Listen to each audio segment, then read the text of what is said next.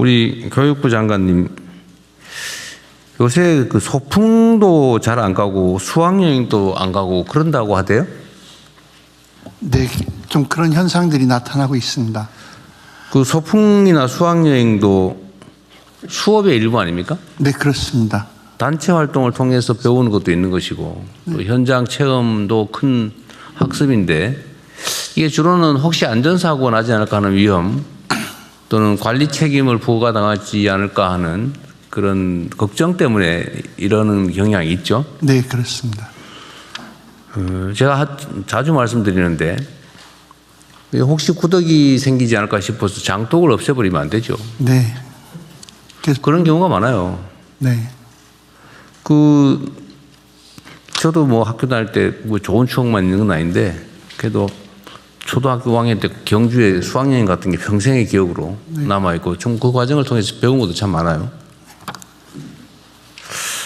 근데 소풍이나 수학여행 같은 이 단체 수업, 단체 활동에 문제가 있으면 그 문제를 교정을 하고 안전에 문제가 있으면 비용을 좀 지원해서 안전 요원을 충분히 보강을 하든지 선생님들의 수업이나 관리에 부담이 생기면 인력 추가 채용해서 뭐 몇 명 더 관리 요원, 안전 요원 데리고 가면 되잖아요.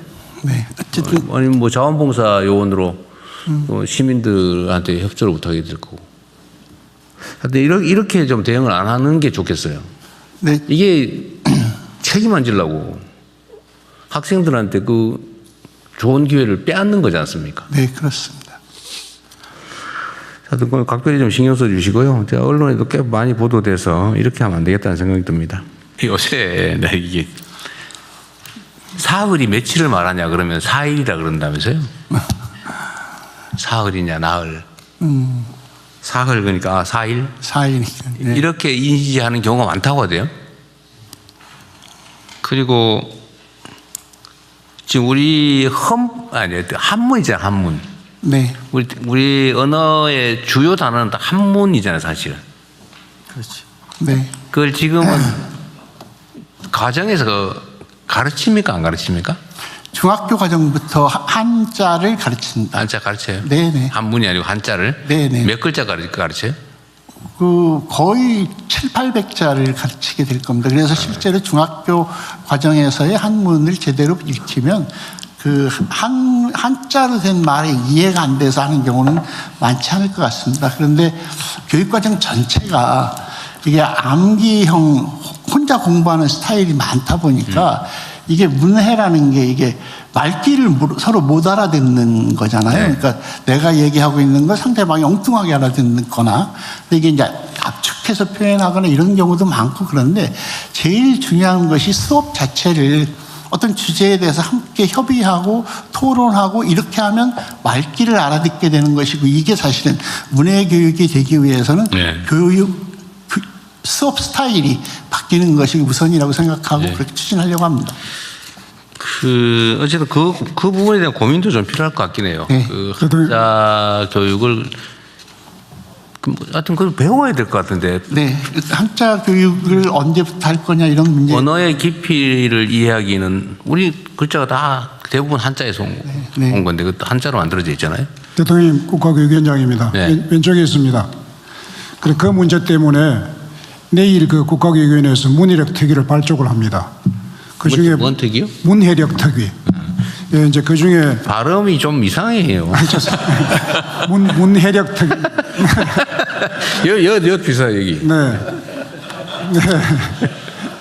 부산말이 조금 더 표준말에 가깝습니다.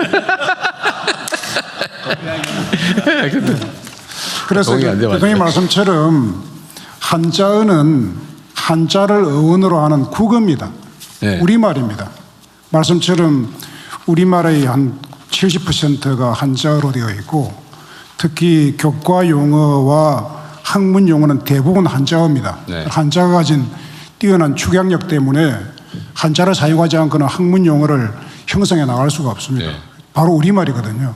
한자어에 대한 약간 그 배타적인 태도들이 그동안 오랜 동안 있어서 지금 이것은 아이들 교육에 좋지 않고 또 아이들에 대한 교육을 좀 과학적으로 효율적으로 못하는 현상이 있습니다. 그래서 이 문제를 어떻게 할 것인지에 대해서 국가교육위원회 특위에서 아주 네. 종합적으로 지금까지 교육하는 내용이 충분하냐 하는 문제를 네. 제대로 다뤄야 할 것 같습니다. 하여튼 이 한자 교육 문제는 이게 강제하거나 일방적으로 정할 문제는 아닌 것 같고, 다만 논의는 하되 이게 대결적으로 안 가면 좋겠어요. 네. 이게 과거에 그런 경우가 너무 많습니다. 이게 뭐 얘기를 하면 싸움이 나가지고 안 하는 것보다 못하는 상황이 될 수 있는데, 어쨌든 이런 문제는 어쨌든 선의로 네. 진짜 선의로 토의를 해야지 대결적으로 싸움이 되게 되면 안 되는 것 같아요. 네, 상당한 수준의 그 공론과 의견수를 네. 그칠 생각입니다. 어디 뉴스에 어젠가 그저께 보니까 무슨 국군의 모 부대에서 또 일찍이냐 이찍이냐 이재명 찍었냐 안 찍었냐 이거를 제가 취임한 이후에도 그런 걸 조사를 했다고 그렇지 않습니다. 보도를 했다고. 네, 그건 사실과 사실이 다릅니다. 아니에요? 그럼 네, 그 사실과 다릅니다. 누가 녹음을 해서 어디 방송에 냈던데 그러면 그 사람이 거짓말한 거예요? 그렇게 단정할 수 있을까? 제가 다각도로 오늘 아침에 그걸 보고 확인하고 보고 한번 확인해 보십시오. 예, 일단 조사본부로 하여금 조사를 의뢰하고 갔습니다만 확인해 보니까 사실과 다른 점을 확인할 수 있었습니다. 설마 그런 거짓말을 했을까 싶긴 한데 하여튼 뭐 그럴 수도 있죠. 이제 나중에 그럼 저도 하나 보고는 하나 해주세요. 전혀 사실이 아닙니다. 예. 그래? 네, 그 결과 보고를 한번 예. 나중에 해주세요. 대통령, 문체부 장관입니다. 이 민주 시민 교육 중에 또 중요한 하나는 네. 어쨌든 사고와 판단의 근거가 되는 정보 습득을 어떻게 하고 네. 그것을 어떻게 비판적으로 받아들이냐도 매우 중요한 과정인 것 같습니다. 그래서 디지털 문해, 미디어 문해에 대한 교육을 저희가 하고 있는데요.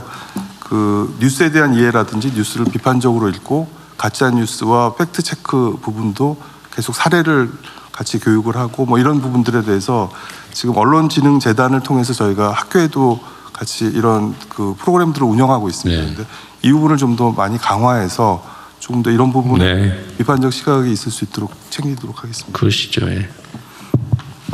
네. 두 분 장관님 보고는 원안대로 접수하겠습니다. 탈플라스틱 순환경제 전환 추진 계획 기후부 장관님 보고해 주십시오. 이걸 뭐 엄청나게 보고 사항이 많네요. 바람직한 일이긴 한데 최대한 요약해서 합시다. 탈플라스틱 순환경제 전환 추진 계획에 대해서 기후부가 보고 드리겠습니다. 잘 아시는 것처럼 원유와 나프타에서 플라스틱이 나오는데요. 우리나라는 매년 사용량이 7%씩 늘어나고 있습니다. 그 탈플라스틱 관련해서 폐기물 총량이 한 800만 톤 정도 되는데 이 추세대로 가면 2030년에 약 1000만 톤 정도 될 거라고 보여집니다. 근데 그 중에 70%가 자원순환이 되지 않고요. 소각하거나 매립하는 방식으로 지금 처리가 되고 있어서 이번 중동 전쟁을 계기로 석유 수입 의존을 줄이고 탈플라스틱 경제로 전환을 본격적으로 추진해야 될 것으로 보입니다. 그 아래 표에서 보시는 것처럼 저희가 탈플라스틱 대책을 적극적으로 추진해서 대략 한 100만 톤 이상은 플라스틱 발생을 원천적으로 줄일 계획을 갖고 있고요. 부득이 플라스틱이 발생하더라도 재생원료로 200만 톤 이상을 순환하면 2030년까지 전체 한 30% 정도의 신재 사용을 줄일 수 있을 것으로 보입니다. 다음은 세부 추진 과제입니다. 먼저 불필요한 플라스틱을 원천 감량하도록 해보겠습니다. 플라스틱이 꼭 필요하지 않는 제품은 종이나 나무와 같은 바이오 제품으로 바꾸고요. 또 최근 사용이 늘어나고 있는 배달 용기는 경량화를 유도하고 택배 포장은 과대 포장을 제한하도록 하겠습니다. 플라스틱을 생산 단계에서부터 이게 순환이 가능한지 여부를 판단할 필요가 있는데요. 그 대통령님 꼭 앞에 보시면 대통령님 앞에 보시면 이런 플라스틱이 이거 전시네. 네. 오른쪽이요. 오른쪽 거. 그 옆에 거요. 이게 캔시머라고 하는 플라스틱과 알루미늄을 합성한 제품인데요. 이게 이제 먹고 나면 이게 플라스틱으로 분류돼서 재활용이 돼야 되는데 이게 알루미늄이랑 섞여 있어가지고 네, 그러네. 이게 재활용이 안 됩니다. 이게 알루미늄이 분해돼가지고 플라스틱이랑 섞이면 재활용성이 굉장히 떨어집니다. 근데 굳이 이렇게 안 하고 100% 알루미늄으로 하거나 100% 플라스틱으로 하면 훨씬 재활용을 높일 수 있는데 이런 제품은 이제 단계적으로 줄여나갈 수 있도록 하려고 합니다. 줄이는 방법이 뭔데? 이거는 일단 업체랑 권고를 하고요. 권고 단계를 지나면 규제도 할 수 있습니다. 권고 가지고 잘 안 통할 텐데 돈이 되니까 하는 건데. 우선 권고하고 제한할 수도 있고 그렇습니다. 옛날에는 이 병들을 다 색깔이 있는 병들. 그러니까 제가 안 그래도 그 얘기 한번 물어보려고 그랬었는데. 네. 전에 보면 이렇게 그 무슨 플라스틱 통에 네. 포장지를 붙여놨는데 네. 그걸 본드칠을 해가지고 그것도 이제 규제를 해서 이제 쉽게 떼어질 수 쉽게 있도록 떼어지는 걸 바꿨죠. 바꿨습니다. 그러니까 그때 제가 시장 할 때인가 도지사 할 때인가 했는데 그거를 물 묻으면 그냥 툭 떨어지는 네. 그렇게 생산하는 업체도 있고 이 본드를 붙여가지고 떼어지지도 않고 떼도 잔여물이 남아있기 때문에 재활용을 못하는 그런 페트병 생산을 해서 아니 이거를 왜 그 법으로 금지를 하든지 부담금을 부과하든지 하면 될 텐데 이거 왜 허용하냐. 그걸 아주 장기간 허용을 했잖아요. 지금 하면 이제 금지했는 모양이네요. 그렇습니다.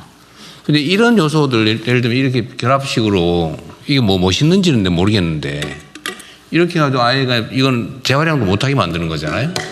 뭘 하려면 굳이 하려면 할 수 있게 좀 비용이 많이 들겠죠. 네, 애초부터 시장 진입을 못할 수 있도록 하면 훨씬 재활용률을 부담금을 부과하든지 뭐 이렇게 해서라도 사실은 그냥 미관을 위해서 엄청난 자원을 낭비하는 거는 제가 보면 금지하는 건 너무 지나칠 수도 있지만 부담금을 환경 부담금을 부과해서 재활용하는데 필요한 비용을 쓰든지 뭐 이렇게 해야 될 것 같아요. 그렇게 하겠습니다. 네. 그리고 의류가 재활용이 잘 안 되고 있는데요. 전자제품을 포함해서 설계 단계부터 재활용률을 높이는 게 소위 에코 디자인 제도인데요. 이게 유럽에서 지금 본격적으로 하기 시작했습니다. 저희도 한국형 에코 디자인 제도를 산업계랑 같이 협의해서 추진하도록 하겠습니다. 아까 말씀하셨는데 신재 투입을 최소화하기 위해서 폐기물 부담금의 실효성을 높이는 방안도 추진을 하겠습니다.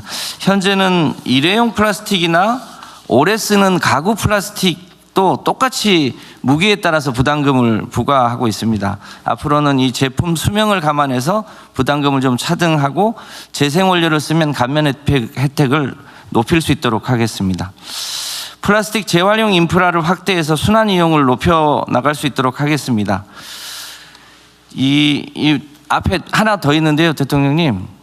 요거는 이제 나보고 지금 광고하라고 이거 다 갖다 놓은 거예요 지금? 이렇게. 네, 이거 이거는 있습니다. 이제 그 사이다 페트병인데요. 이게 이제 상표는 가렸습니다만 이제 자세히 보시면 100% 재활용이라고 써 있습니다. 근데 비교적 품질도 괜찮은 편입니다. 현재 법적으로는 10%만 의무화하도록 되어 있는데요. 이게 100% 페트병도 품질이 괜찮아서 네. 재활용률을 충분히 높여나갈 수 있을 것으로 보여집니다. 다만 조금 비쌉니다. 그래서 이 비싼 차액을 어떻게 지원할지에 대한 네. 고민과 검토가 필요하고요. 이건 이제 페트고요. P나 PP 제품도 재생원료 비중을 높여나갈 수 있도록 바꿔나가겠습니다. 앞서 보고 드렸습니다만 종량제 봉투도 이번 추경의 예산이 반영이 돼서요. 이 종량제 봉투의 압출기를 바꿔주면 재활용제 사용을 대폭 늘릴 수 있습니다. 그래서 50% 이상 소위 재활용 원료를 쓸 수 있도록 그렇게 바꿔나갈 수 있도록 하겠습니다. 제일 어려운 게 의류입니다. 근데 의류도 이 폴리에스테르 같은 이제 이 플라스틱 제품이 들어있는데요. 의류도 그동안은 단순 소각을 주로 하거나 해외에 수출했는데 수출해서 버려지는 뭐 이런 문제가 있었는데요. 이 의류 제품도 생산자 재활용 제도 안으로 들어올 수 있도록 하려고 합니다. 우선 올해 경찰복이나 군복부터 우선 재생 폴리에스터를 추출해서 바꿔보려고 합니다. 일회용 컵도 동일 재질과 함께 재활용될 수 있도록 개선을 하고요. 저희가 이제 종량제 봉투로 버리면 그 안에 평균에서 35% 정도는 재활용 물질이 들어 있습니다. 그래서 그거를 전처리 시설을 통해서 한 번 더 파봉을 하면 재활용률을 훨씬 더 높일 수 있고요. 재활용 공장에 강학 선별기를 넣으면 이게 자동으로 PE, PP, PET 이런 걸 구별해주는 소위 자원 감별사 역할을 해주는 광학 기계들이 있습니다. 이 기계를 보급을 확대해서 그 플라스틱을 원천적으로 더 잘 분리할 수 있도록 하겠습니다. 그동안 폐비닐은 대부분 단순 소각을 하거나 그 시멘트 소속로에 넣어서 소속로를 가열하는 원료로 썼는데요. 이것을 다시 재생 나프타로 쓸 수 있도록 그렇게 열분해, 화학분해를 할 수 있도록 해보도록 하겠습니다. 재생원료 시장을 좀 더 역동적으로 바꾸려면 재생원료 품질 인증제를 도입을 해야 되는데 아직 하지 못했습니다. 이 인증제를 도입해서 시장의 공신력을 높일 수 있도록 하고요. 재생원료를 사용하는 제품에 대한 공공구매를 높일 수 있도록 하겠습니다. 산업단지 등에서는 이 폐자 들어가는 걸 떼고 자원순환을 자유롭게 할 수 있는 규제 혁신도 추진하고요. 고품질 재생원료가 좀 많이 만들어질 수 있도록 R&D도 추진하도록 하겠습니다. 마지막으로 일회용 플라스틱을 단계적으로 축소해 나가려고 합니다. 일회용품이 가장 많이 만들어지는 곳이 장례식장입니다. 이 공공장례식장부터 단계적으로 일회용품을 다회용기로 바꿀 수 있도록 하고 단계적으로 민간 장례식장도 확대해 나갈 수 있도록 하겠습니다. 대형 사업장이나 스포츠 경기장에도 다회용기를 쓸 수 있도록 하고요. 정부 세종청사에도 점심 먹고 올 때 일회용 컵을 많이 들고 오는데 여기도 일회용 컵 반입을 금지하고 다회용 컵으로 바꿔나갈 수 있도록 하겠습니다. 금지한다고요? 전환할 수 있을 거라고 판단합니다. 강제로 한다는 거예요? 권고한다는 거예요? 방법이 없는데 방법이? 지금 장례식장을 바꾼다 했는데 방법이 뭐예요? 그게 더 중요하지 않을까요? 일회용품을 바꾸려면 다회용기를 보관할 수 있는 장소가 하나 있어야 되고요. 그거를 전환하는데 전환 비용을 좀 지원해 줍니다. 비용 지원을 해주고 권고한다. 그리고 이미 이제 서울의료원이나 일부 삼성의료원이나 이런 데 이미 바꾼 데들이 있는데 바꾼 데 가서 온 그 방문객들이 굉장히 좋은 느낌을 받고 돌아오고 있습니다. 그래서 하여튼 언제나 해야 된다. 특히 이런 영역, 환경 영역은 해야 된다. 바람직하다는 많은데 네. 문제는 어떻게? 비용은 언제? 빠른 속도. 과정은? 적절하게. 그걸 잘해야 될 것 같다 그 말이에요. 네네. 네. 최근에 애플 같은 데가 더 이상 채굴하지 않은 기업이 되겠다고 하면서 국내의 대기업들도 이 자원순환을 높여 나가고 있습니다. 그래서 반도체 잘 만드는 모 기업도 그 구내에 일회용품 사용을 줄이고 다용기로 많이 전환한 대기업들이 많이 생기고 있습니다. 그런 것을 더 확산해 나갈 수 있도록 하겠습니다. 가전사 등하고 협력을 해서요. 고장나도 고쳤을 수 있도록 수리권도 더 확대할 수 있도록 하고요. 별첨에 보면 플라스틱 감량 9대 원칙 생활 속에서 할 수 있는 내용을 첨부해 놨는데 이게 더 일상에서 정착돼 나갈 수 있도록 하겠습니다. 이런 노력들을 해서 플라스틱 사용량을 원천적으로 30% 이상 줄이고요. 이런 노력들을 통해서 소위 온실가스도 50% 이상 배출되지 않도록 노력해 나가겠습니다. 더불어서 연내 순환경제 기본계획을 수립해서 전기차 폐배터리나 태양광 폐패널과 같은 미래 폐자원의 재활용률을 대폭 높여서 산업과 생활 전반에서 원천 감량과 순환 이용을 더 높일 수 있도록 최선을 다하겠습니다. 이상 보고 마치겠습니다. 어쨌든 정책을 만들어서 이거를 실제 관철을 해야 되는데. 네. 근데 그러면 이제 방법은 여러 가지가 있잖아요. 예를 들면 그게 돈이 이익이 되게 한다든지 아니면 손실이 줄어들게 해준다든지 이런 경제적 요인도 있을 거고 네. 아니면은 강제로 억지로 하는 방법도 있잖아요. 이 여러 가지 방법을 한꺼번에 써야 될 텐데 지금 여기 아까 플라스틱에 대한 부담금 있잖아요. 예를 들면 현재 키로당 150원을 키로당 얼마로 올리겠다. 이유는 600원인데 우리는 150원밖에 안 하니까 마구 생산해서 막 쓰는 거잖아요. 그렇습니다. 2012년 이후에 지금 14년째 통결되어 있습니다. 근데 이게 아마도 이제 그 기업들의 경쟁력 때문에 그랬을 가능성이 많잖아요. 기업들이 돈 버는데 좀 부담이 될까 싶어서 이랬을 가능성이 많은데 좀 부담을 적게 하는 방법이 있을 수 있거든요. 예를 들면 국제 경쟁을 할 때 예를 들어 수출용은 다른 용도로 다른 방법으로 생산하고 부담이 없는 동네는. 그러나 또 규제가 심한 데는 또 부담이 있는, 그러니까 생산비가 좀 많이 드는 재활용 가능한 방식으로. 그러니까 국내는 만약에 일률적으로 규제를 하면 조건이 똑같아지잖아요. 경쟁 기업끼리 조건이 똑같으면 사실은 별 문제 없는 거 아니에요. 이제 그런 걸 고려하면 부담금을 올려야 사실은 해결이 되지 않을까 싶어요. 제일 큰 효율이 있는 방법은. 특히 일회용품은 이제 부담을 네. 조금 더 높여야 사용이 그러니까요. 줄어들 수 있습니다. 그리고 이게 또 예를 들면 좀 구체적인 방법으로 킬로그램당 얼마 이런 식으로 해놓으면 이렇게 덩치가 커가지고 재활용하기 쉬운 거, 덩치를 큰 거 하고 재활용이 어려운 조그만한 거 있잖아요. 네. 이게 이제 무게당으로 해놓으면 크기는 작고 숫자는 많은 건 재활용이 어려운데 안 그래도 어려운데 부담금은 무게로 하니까 똑같습니다. 개당으로 하면 훨씬 적은 거잖아요. 이거 수량과 크기에도 비례해서 하게 좀 연구를 해야 되잖아요. 네, 이번에 그래서 그걸 차등화해서 가구 같은 건 실제로 오래 써서 재활용하는데도 시간이 많이 걸리는데 그걸 이제 가격 기준으로 똑같이 지금 해놓고 있어서요. 그걸 좀 차등화할 필요가 있을 것으로 보입니다. 지금 대통령 말씀. 예를 들어 빨대에 대한 빨대는 사실은 참 쓰긴 써야 될 것 같은데 하여튼 뭐. 꼭 필요한 데만. 네. 근데 빨대하고 예를 들면 큰 페트병하고 요 재활용 부담금이 똑같다. 현재 그렇습니다. 무게로 하면. 그러면 사실 말이 안 되잖아요. 빨대 부담금이 조금 더 올라야 되지 않을까? 뭐 그런 것도 고민을 해보시면 좋겠다. 네, 그렇게 하겠습니다.